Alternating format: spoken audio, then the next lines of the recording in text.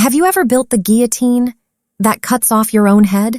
Have you ever worked 80-hour weeks, sleeping on a deflated yoga mat, just to train an algorithm that doesn't need sleep, that doesn't need health insurance, and definitely doesn't need your $5 million in stock options? They call it efficiency. They call it progress.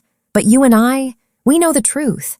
It is theft. It is the exact second you realize your loyalty was just a line item on a spreadsheet, waiting to be deleted. If you have ever been treated like a disposable asset by a boss who barely knows how to open a PDF, you are in the right place.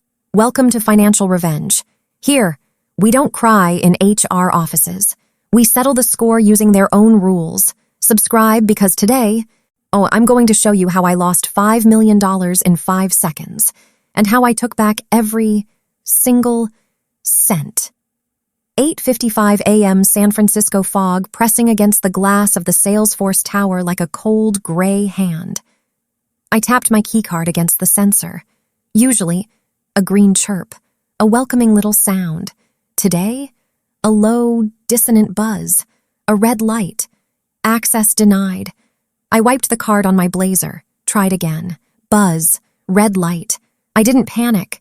Technology glitches, I would know. I spent 4 years building the most sophisticated predictive coding AI in Silicon Valley. But then, my phone vibrated. A single notification from the server. Notice of termination. The glass doors slid open, but not for me. Marcus walked out. Marcus, my CEO, the man who sat at my dinner table. The man who promised me we were family while I worked until my eyes bled. He was wearing a navy cashmere sweater. He looked expensive. He looked unbothered. "We are pivoting, Elena," he said. He didn't look at my face. He looked at his iPad. "The AI you built, version 4.0, it writes code 30% faster than your team. It doesn't take maternity leave. It doesn't ask for equity."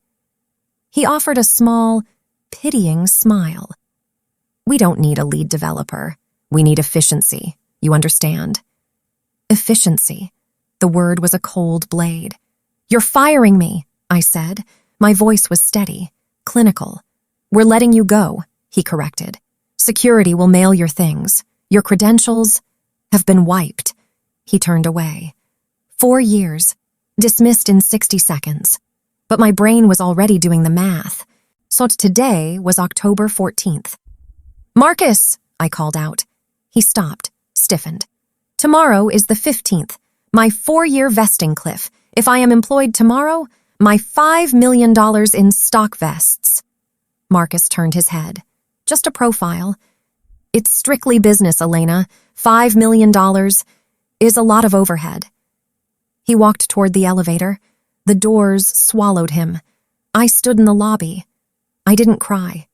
Crying is biology. I needed strategy. Marcus thought he had timed this perfectly. He understood revenue. He understood handshakes. But he didn't understand code. He forgot that 3 years ago.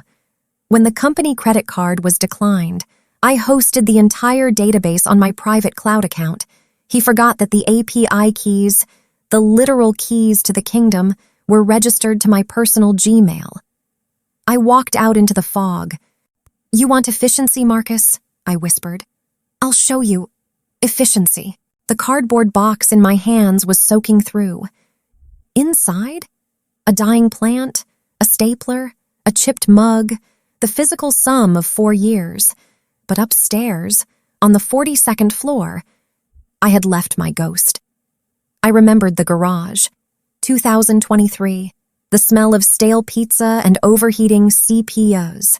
I remembered sleeping under my desk, waking up with keyboard patterns pressed into my skin. I missed my sister's wedding because the server crashed. I missed Christmas because Marcus needed a new feature. I wasn't writing code. I was breathing life into a machine. I gave it my logic, my intuition, my soul. And Marcus? He stood on a plastic chair, drinking cheap champagne. "We are family," he shouted. "Elena, you are the architect. This equity, it's your retirement." Family. The most dangerous word in the corporate dictionary. Family is how they get you to work for $60,000 when the market rate is triple that. Family is how they steal your youth. Over 4 years, I accepted salary cuts totaling $500,000.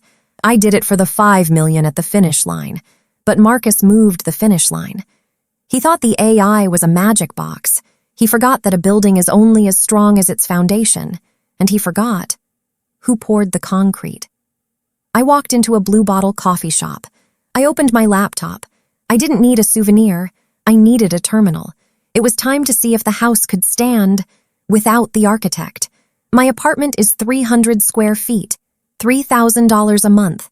The San Francisco tax. I sat at my IKEA table. It wobbled. I opened my laptop. The blue light cast a cold glow on my face. Time for the autopsy. Exhibit A. A bad faith termination. Firing me 24 hours before my vesting cliff? That's a breach of contract. Strike 1. Exhibit B. The infrastructure. I logged into AWS. The entire company was running on a personal account, paid for by my personal credit card. Marcus never changed the billing. Strike 2. Exhibit C. The dirty laundry. Marcus ordered me to train the AI on raw, non-anonymized user data. Names, social security numbers. A massive violation of GDPR. Strike 3. Exhibit D. The intellectual property. The core libraries were hosted in my private repository. They were never legally transferred. Exhibit E. The God mode. I typed sudo-L. The terminal blinked. User Elena has all privileges. User Marcus, read only. I leaned back. The table creaked. Marcus thought he had cut the cord, but he didn't fire an employee. He fired the server host. He fired the IP holder.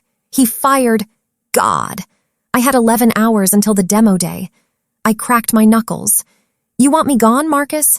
Let's see what happens when I actually leave. Real revenge is quiet.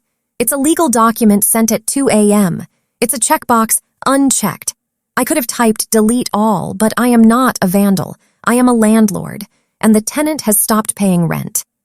I sent the email. Subject, notice of IP revocation. Marcus, I am removing my digital property. You have 48 hours to migrate. After that, access is revoked. Professional, cold, a death sentence, 5 miles away. Marcus was at a rooftop bar.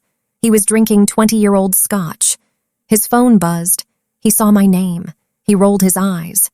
She's still begging, he told his junior VPS. He didn't read the email.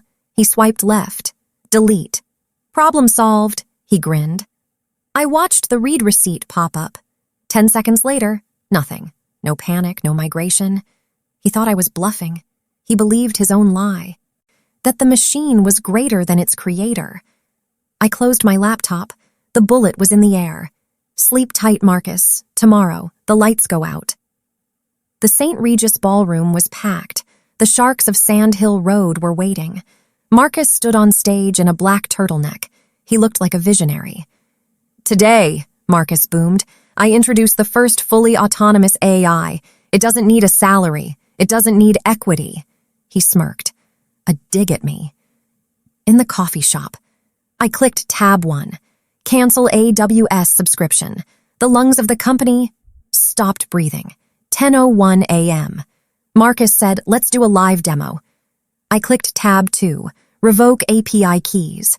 The brain was lobotomized. 10:02 a.m. The screen froze. Marcus laughed nervously. Terrible Wi-Fi, he said. I clicked tab 3. Submit DMCA takedown. The skeleton dissolved. 10:04 a.m. The 80-foot screen turned blood red. The AI voice, usually smooth, became a robotic stutter. Critical error /3. The text appeared in the 72-point font. Payment required. Owner access revoked. Contact Elena. 500 investors read my email address. They realized the autonomous AI ran on a personal Gmail account. Marcus screamed at his crew, cut the feed! But he couldn't. He was locked in a boot loop. My phone buzzed. Incoming call, Marcus. I let it ring. Once, twice. I pressed the red button. Decline. The patient was dead. Now, the negotiation could begin. If you were standing in my shoes looking at Marcus's criminal records, would you have stopped at $3 million? Or would you have burned the whole tower down? He called again. I swiped green. Marcus was sobbing in a bathroom stall. What did you do? Turn it back on, I'll sue you. No, you won't, I said. I didn't hack you, Marcus. I just canceled my Netflix subscription. It's not my fault you were watching a movie on my account. Please, he gasped.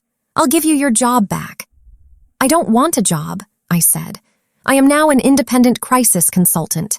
My rate is $250,000 per hour, 4 hours up front. That's extortion. That's the market rate for saving a $10 million IPO, I countered. Plus, you buy back my equity. $2 million, cash, now. $3 million total? He whispered. That's everything in the account. Then you better hurry. In 60 seconds. That account is worthless anyway. I counted. 59. 58. Okay, I'm sending it. I refreshed my bank app. Balance. $3,004,000. It looked like justice. I clicked 4 times. Reactivate. Restore. Cancel takedown. Total work time, 12 seconds. Rate of pay, $250,000 per second. The screen on stage turned blue.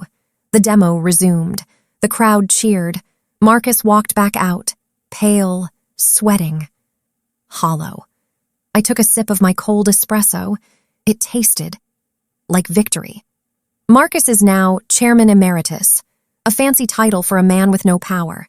He sits in a glass office, staring at a view he can no longer afford. He is a tenant in his own house. I bought a small warehouse in Oakland. The sign says, "The Architects." Here, if you write the code, you own the code. Marcus messaged me yesterday. Elena, the new CEO, doesn't understand the vision. Let's grab coffee. I typed 2 words. Access denied. Never build a castle on land you do not own, and never, ever give the keys to your house to someone who treats you like a guest. My name is Elena. I was a coder. Now, I am an owner. And the next time someone tries to delete me, they better make sure they have the password. Access denied.